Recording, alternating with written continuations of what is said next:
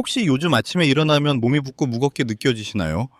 또 거울을 보면 뱃살이 점점 늘어나는 것 같아서 한숨이 나오시는 분들 계시죠? 많은 분들이 나이 들면은 당연한 거라고 생각하고 넘기시는데 사실 이건 우리 몸이 보내는 경고 신호일 수 있어요. 통계청 자료를 보면은 정말 놀라워요. 50대 이후 10명 중 7명은 이미 대사증후군 위험군에 속한다고 합니다. 더 충격적인 사실은 이 중 절반 이상이 자신의 상태를 모르고 지나간다라는 거예요. 뱃살과 혈당, 이 두 가지는 따로도 노는 게 아니에요. 같은 뿌리에서 나온 문제거든요. 하지만 걱정하지 마세요. 다행히도 우리 몸은 적절한 신호만 주면은 다시 균형을 찾을 수 있어요. 오늘 알려드릴 5가지 방법을 꾸준히 실천하신 분들은 일주일 만에 몸이 가벼워지고 한 달 후에는 이제 혈당 수치가 눈에 띄게 개선되는 걸 경험하셨거든요. 특히 오늘 소개해드릴 1위는 여러분이 전혀 예상하지 못한 것일 텐데요. 바로 물에 소금을 넣어 마시는 거예요. 소금이라고요? 네, 맞습니다. 혈압에 나쁘다고만 알고 계셨던 소금인데 놀랍게도 올바른 방법으로 섭취하면 오히려 신진대사를 깨우고 뱃살을 빼는데 엄청난 효과가 있다라는 사실이 최근 연구들에서 밝혀졌어요. 끝까지 잘 따라오시면은 여러분의 뱃살과 혈당 건강을 지키는 확실한 방법들을 모두 하나씩 풀어드릴게요. 그리고 영상 끝부분에는 혈당 스파이크가 왔을 때 골든타임 대처법에 대해서도 말씀드릴 테니 꼭 끝까지 시청해 주시기 바랍니다. 먼저 우리가 왜 뱃살과 혈당을 특별히 조심해야 하는지부터 말씀드리겠습니다. 이걸 알아야 여러분들이 혼자서도 좋은 것, 나쁜 것 구분할 수 있어요. 이해하기 쉽게 짧게 알려드릴게요. 우리 몸은 음식을 먹으면은 포도당으로 분해해서 에너지로 사용합니다. 여러분, 집에 있는 보일러를 생각해 보세요. 연료를 넣으면은 열이 나오고 집이 따뜻해지죠. 우리 몸도 마찬가지예요. 포도당이라는 연료를 태워서 움직이는 거예요. 그런데 이 과정에서 인슐린이라는 호르몬이 중요한 역할을 합니다. 인슐린은 마치 문을 여는 열쇠 같은 거예요. 포도당을 세포 안으로 들여보내서 에너지로 쓸 수 있게 해주는 거죠. 그런데 나이가 들면서 특히 뱃살이 늘어나면 어떻게 될까요? 세포들이 인슐린 말을 잘 안 듣기 시작해요. 이걸 전문 용어로 인슐린 저항성이라고 하는데요. 쉽게 말하면은 열쇠가 있는데도 문이 잘 안 열리는 거예요. 이제 녹슨 자물쇠처럼요. 그러면은 우리 몸은 어떻게 반응할까요? 더 많은 인슐린을 만들어냅니다. 이제 문이 안 열리니까 힘을 더 쓰는 거죠. 그런데 이게 문제예요. 인슐린이 많아지면 우리 몸은 지방을 저장하는 모드로 바뀌어버려요. 특히 배 주변에 지방이 쌓이기 시작하는 거죠. 더 심각한 건 이렇게 쌓인 내장 지방이 또다시 인슐린 저항성을 악화시킨다는 거예요. 악순환이 시작되는 거죠. 뱃살이 늘어나니까 혈당이 오르고 혈당이 오르니까 또 뱃살이 찌는 악순환. 정말 답답하죠. 하지만 다행히 우리 몸은 회복력이 뛰어납니다. 평소에 조금씩 적절한 관리만 해주면 충분히 건강을 되찾을 수 있어요. 서울대학교 병원 연구 결과를 보면 놀라워요. 대사증후군 환자 320명을 6개월간 관리했더니 78%가 뱃살 감소와 혈당 정상화를 동시에 경험했다고 합니다. 또 다른 연구에서는 더욱 확실합니다. 스탠퍼드 의대에서 발표한 논문인데요. 올바른 식습관과 미네랄 섭취를 통해 세포의 인슐린 민감도를 회복시키면은 대사 나이를 12년에서 최대 20년까지 되돌릴 수 있대요. 70세근 50세의 신진대사를 가질 수 있다는 뜻이죠. 정말 놀랍지 않으세요? 자, 그럼 지금부터 뱃살을 빼고 혈당을 잡는 최고의 방법 5가지를 순위별로 알려드리겠습니다. 5번째는 레몬물입니다. 이제 많은 분들이 아침에 물만 드시는데요. 여기에 레몬 반 개를 짜서 넣으면 완전히 다른 효과가 나타나요. 레몬에는 구연산이 풍부한데요. 이게 왜 중요할까요? 구연산은 우리 몸의 에너지 대사 회로를 활성화시켜요.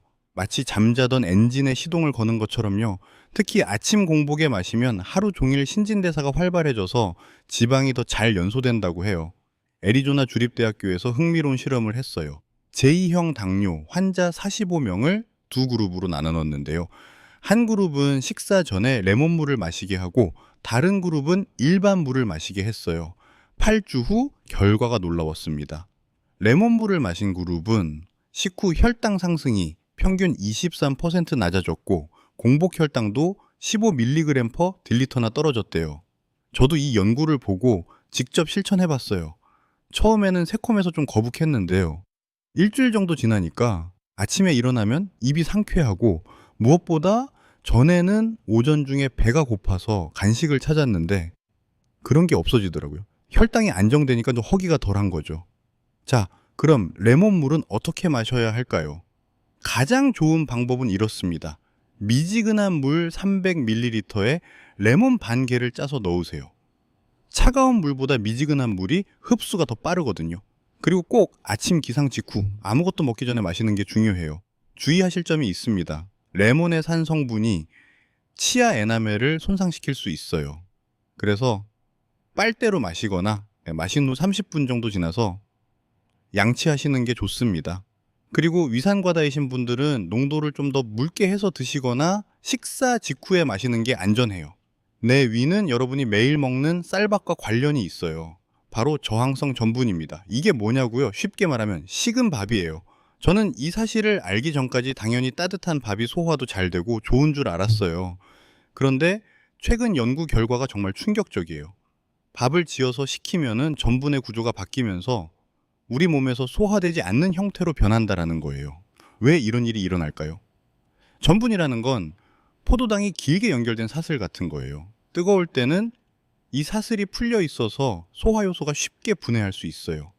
그런데 식으면서 이 사슬들이 다시 단단하게 뭉치는데, 이때 우리 소화 효소가 접근할 수 없는 구조로 바뀌어 버려요. 마치 열린 책을 닫아버리는 것처럼요. 그럼 소화가 안 되면 나쁜 거 아니냐고요? 아니에요. 오히려 이게 엄청난 장점이에요. 소화가 안 되니까 혈당이 천천히 오르고, 또 이 저항성 전분이 대장까지 가서 좋은 장내 세균의 먹이가 돼요. 일석이조죠. 서리대학교 영양학과에서 실험을 했는데요. 똑같은 양의 밥을 따뜻하게 먹었을 때와 식혀서 먹었을 때 혈당 반응을 비교했어요. 결과가 놀라웠습니다. 식은 밥을 먹었을 때 식후 혈당이 무려 35%나 낮았고, 인슐린 분비량도 28% 줄어들었대요. 같은 밥인데 온도만 다른 건데 말이죠. 게다가 연세대학교 연구팀은 이렇게 저항성 전분을 꾸준히 섭취한 그룹이 12주 후 내장 지방이 평균 8.3% 감소했다는 결과를 발표했어요. 특별히 운동을 더 한 것도 아닌데요. 혈당이 안정되니까 자연스럽게 지방 축적이 줄어든 거죠. 저도 이 방법을 환자분들께 많이 권해드려요. 특히 기억에 남는 분이 계신데요. 63세 남 환자분이셨어요. 당뇨약을 드시고 계셨는데 공복 혈당이 140을 넘나 들었거든요. 뱃살도 많으셨고요. 그분께 저녁 밥을 지을 때 조금 더 지어서 냉장고에 보관했다가 다음날 점심으로 드시라고 했어요. 처음엔 식은 밥이 맛없다고 하셨는데 참기름 살짝 두르고 김이랑 먹으니 괜찮다고 하시더라고요. 2주 후에 오셨을 때 표정이 밝아지셨어요. 선생님, 식후에 졸린 게 없어졌어요. 하시는 거예요. 혈당 스파이크가 줄어든 거죠. 한 달 후에는 공복 혈당이 118까지 떨어졌고요. 3개월 후에는 허리둘레가 4cm나 줄었다고 좋아하셨어요. 이렇게 간단한 방법이었는데 왜 진작 몰랐을까요? 약도 반으로 줄었어요. 라고 하시더라고요. 정말 보람 있었던 케이스였어요. 자, 그럼 저항성 전분은 어떻게 만들어야 할까요? 밥을 지으신 후 완전히 식혀서 냉장고에 최소 12시간 이상 보관하세요. 그래야 저항성 전분이 충분히 형성돼요. 먹을 때는 전자레인지에 살짝만 데우시되 뜨겁게 하지 마세요. 미지근하거나 약간 따뜻한 정도가 좋아요. 너무 뜨겁게 하면은 다시 소화 잘 되는 전분으로 돌아가거든요. 비빔밥이나 볶음밥으로 드시면은 식은 밥에 이질감도 없고 맛있게 드실 수 있어요. 저는 개인적으로 식은 밥에 김치랑 참기름만 넣어 먹는 걸 좋아하는데, 단순하지만 혈당 관리에는 최고예요. 하지만 주의하실 점이 있습니다. 식은 밥도 밥이에요. 양 조절은 필수입니다. 아무리 저항성 전분이라도 과식하면 소용없거든요. 한 끼에 작은 공기 하나 정도가 적당해요.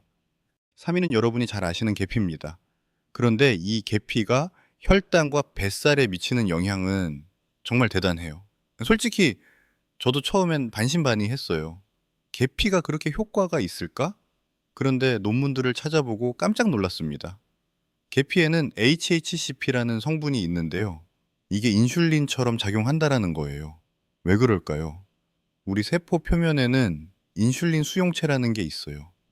인슐린이 여기에 결합하면은 포도당이 세포 안으로 들어갈 수 있는 문이 열리는 거죠. 그런데 계피의 HHCP 성분이 이 수용체를 자극해서 인슐린 없이도 문을 열 수 있게 도와준대요. 마치 마스터키를 하나 더 가지는 것처럼요. 미국 농무부에서 정말 체계적인 실험을 했어요. 제2형 당뇨 환자 60명을 세 그룹으로 나눴는데요. 첫 번째 그룹은 하루 1g, 두 번째는 3g, 세 번째는 6g의 계피를 섭취하게 했어요. 40일 후 결과가 나왔는데 정말 놀라웠습니다. 세 그룹 모두에서 공복 혈당이 18에서 29% 감소했어요. 가장 적은 양인 1g만 먹은 그룹도 효과가 있었다라는 거죠. 더 놀라운 건 중성 지방이 23에서 30% 줄었고 나쁜 콜레스테롤도 7에서 27% 낮아졌대요. 계피 하나로 이 모든 게 가능했던 거예요. 또 다른 연구에서는 더 흥미로운 결과가 나왔어요. 계피를 꾸준히 섭취한 그룹의 내장 지방 감소 속도가 일반 그룹보다 2.3배 빨랐다고 해요. 왜냐하면 혈당이 안정되니까 인슐린이 줄어들고 인슐린이 줄어드니까 몸이 지방 연소 모드로 바뀌는 거죠. 자, 그럼 계피는 어떻게 섭취해야 할까요? 가장 좋은 방법은 가루로 된 계피를 하루 1에서 3g 정도 드시는 거예요. 티스푼으로 반 스푼에서 한 스푼 정도예요. 저는 아침에 커피에 계피 가루를 살짝 뿌려 먹어요. 향도 좋아지고 혈당 관리도 되니까 일석이조죠. 요거트에 섞어 드셔도 좋고 사과를 깎아서 계피 가루를 뿌려 먹으면은 디저트로도 훌륭해요. 주의하실 점이 있습니다. 계피에는 두 종류가 있어요. 카시아 계피와 실론 계피인데요. 마트에서 쉽게 구하는 건 대부분 카시아 계피예요. 이게 효과는 좋은데 쿠마린이라는 성분이 있어서 과량 섭취하면 간에 부담이 될 수 있어요.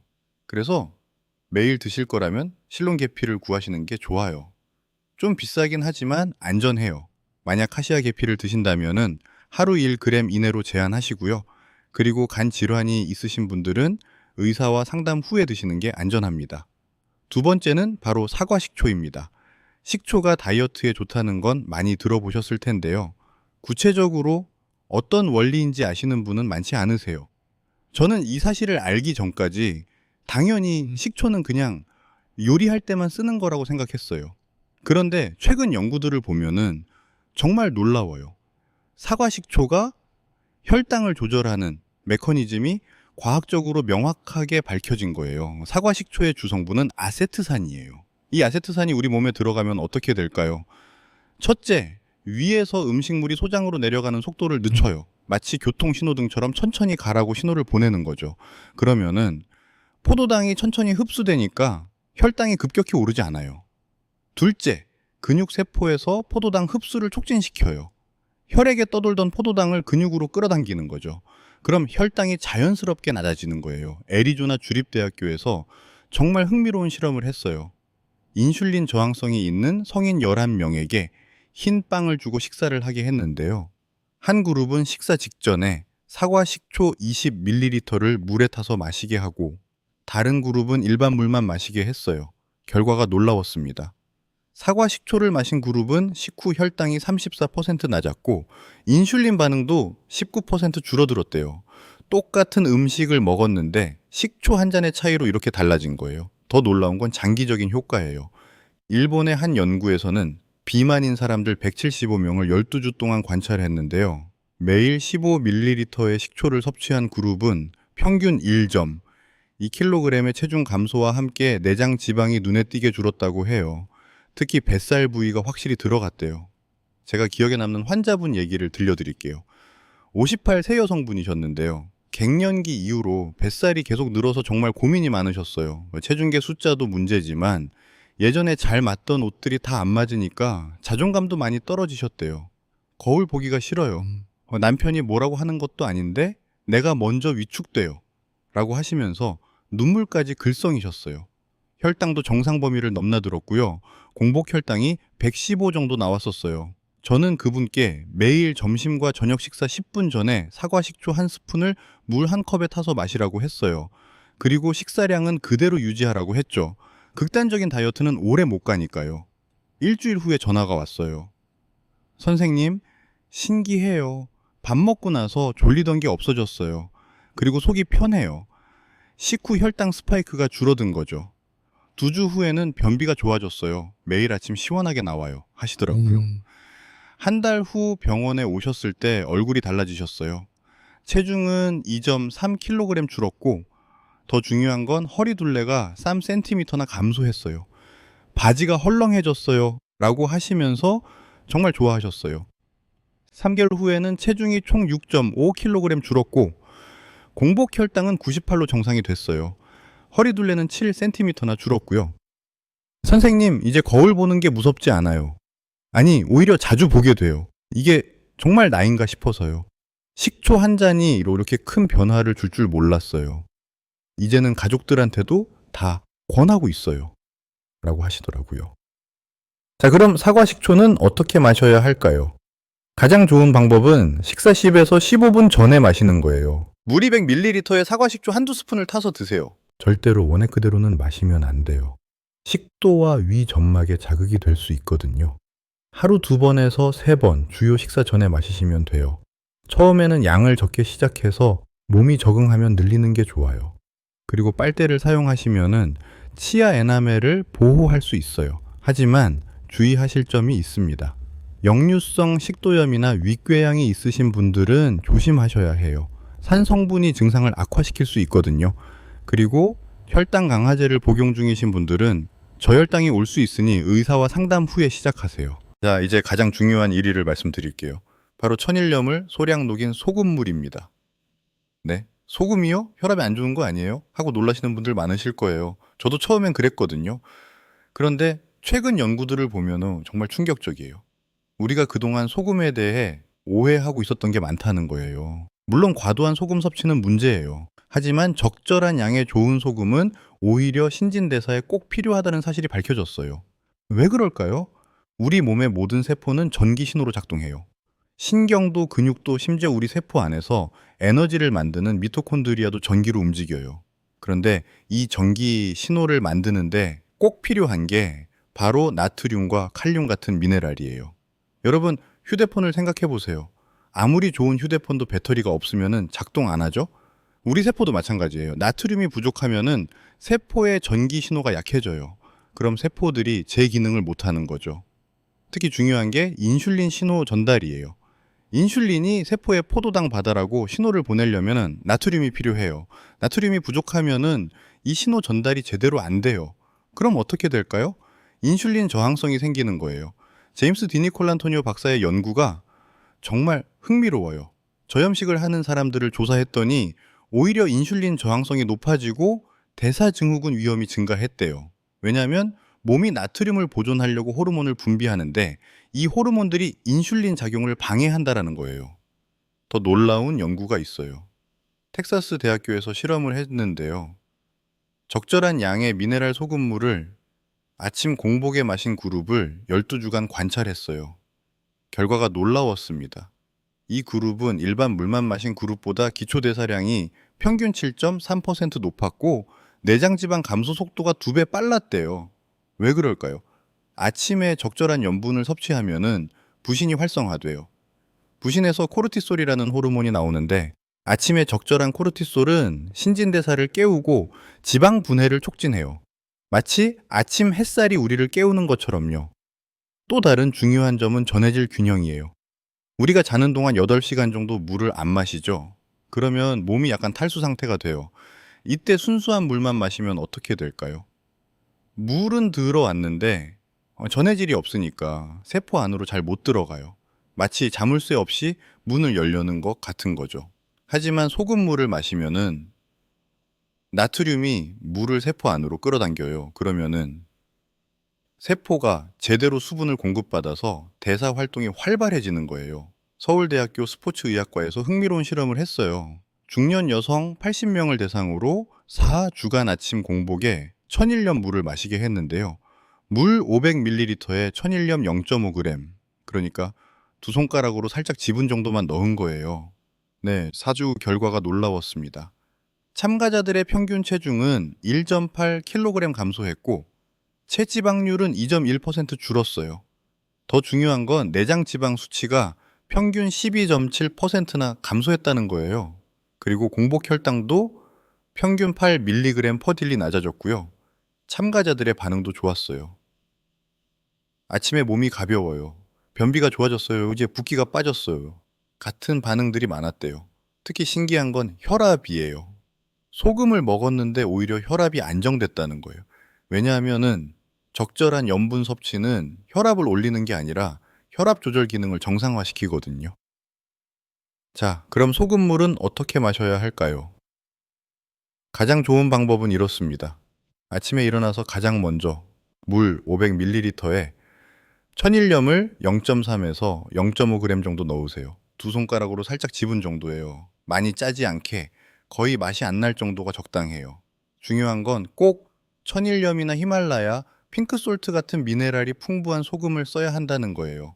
정제염은 나트륨만 99% 이상이라 다른 미네랄이 거의 없어요. 하지만 천일염은 마그네슘, 칼륨, 칼슘 등 60가지가 넘는 미네랄을 함께 포함하고 있어요.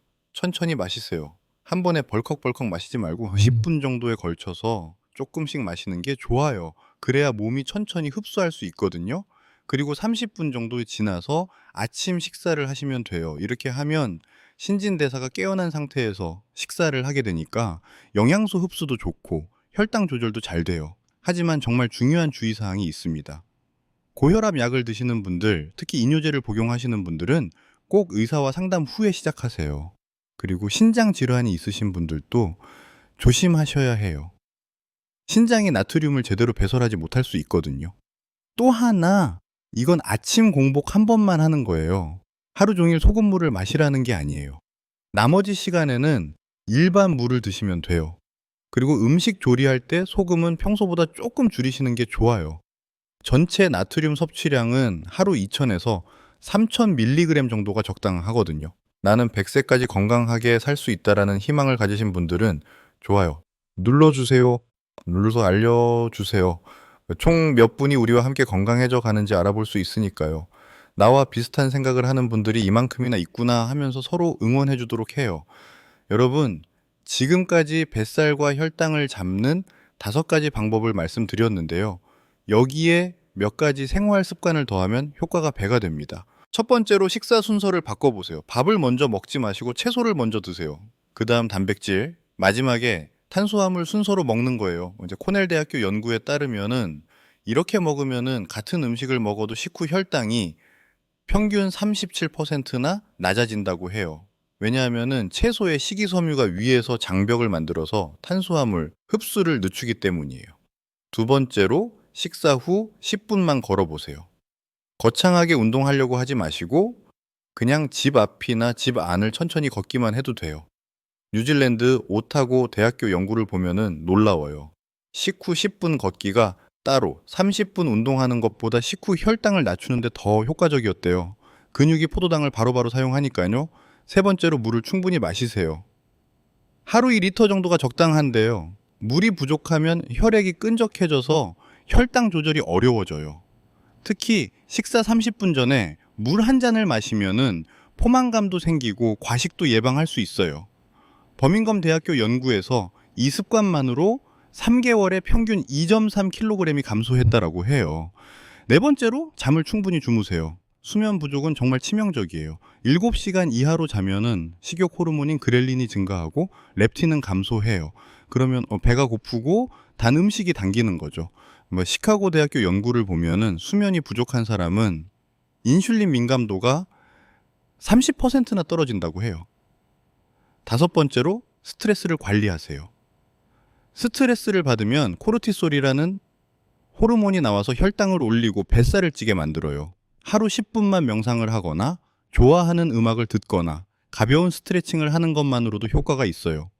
매사추세츠 종합병원 연구에서 8주간 매일 명상을 한 그룹은 코르티솔 수치가 평균 23% 감소했대요. 그리고 지금 이 순간에도 혈당 관리 때문에 고생하고 계신 분들은 댓글에 본인 경험을 남겨주세요. 제가 꼭 읽어보도록 하겠습니다. 이런 유용한 정보가 더 많은 분들께 전해질 수 있도록 좋아요. 버튼도 꾹 눌러주시고요.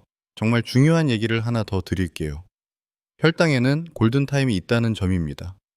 혈당 스파이크, 그러니까 식후에 혈당이 급격히 오르는 걸 방치하면은 혈관이 손상돼요. 그리고 이런 손상이 반복되면 합병증으로 이어지는 거죠. 특히 이런 신호가 있으시면은 반드시 병원을 방문하셔야 돼요. 첫째, 목이 심하게 마르고 물을 자주 마시게 돼요. 둘째, 소변을 자주 보고 양도 많아져요. 셋째, 이유 없이 체중이 빠져요. 넷째, 상처가 잘 아물지 않아요. 다섯째, 발이나 손에 저림이 자주 와요. 이런 증상이 하나라도 있으시면 지체 말고 병원에서 혈당 검사를 받아보세요. 조기 발견이 정말 중요하거든요. 당뇨 전 단계에서 잡으면은 충분히 정상으로 돌아갈 수 있어요. 그리고 정기 검진도 꼭 받으세요. 53 이상이시면 1년에 한 번, 가족력이 있거나 비만이시면 6개월에 한 번은 공복 혈당과 당화 혈색소를 체크하시는 게 좋아요. 보건소에서 무료로 검사해 주는 곳도 많으니까 꼭 활용하세요. 자, 지금까지 알아본 내용을 정리해 볼까요? 뱃살을 빼고 혈당을 잡는 최고의 방법 5가지 다시 기억해 보세요. 5번째는 레몬물이었습니다. 구연산이 신진대사를 활성화시켜서 하루 종일 지방이 잘 연소되게 도와줘요. 아침 공복에 미지근한 물 300ml에 레몬 반 개를 짜서 드시면 돼요.